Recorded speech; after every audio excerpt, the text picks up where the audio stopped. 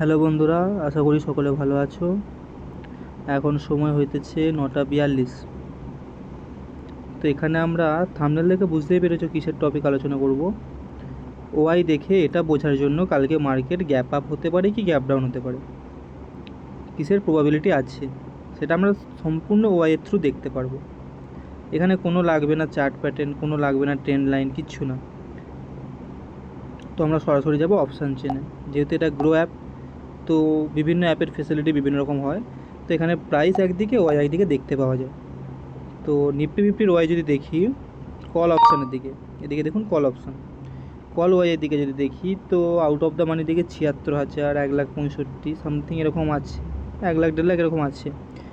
কিন্তু পুট অপশানে ওয়াইয়ের দিকে যদি আমরা দেখি 1,98,000, 3 লাখের কাছাকাছি, 1,65,000, 3,51,000 ভারী লেভেলের ওয়াই কিন্তু পুট অপশানের দিকে আছে। তো এখান থেকে আমরা এটা অনুমান করতে পারি নেক্সট দিন। আর হ্যাঁ, এটাও বলে রাখি,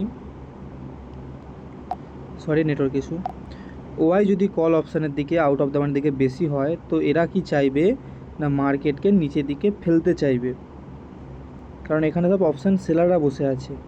তো পুট অপশানের দিকে ওয়াই যত বেশি থাকবে এরা কী করবে, মার্কেটকে উপরের দিকে নিয়ে যেতে চাইবে, যাতে এখানে পুট অপশান যারা সেল করে শর্ট সেল করে বসে আছে না, তারা সেটাকে যাতে প্রফিট নিয়ে বেরোতে পারে।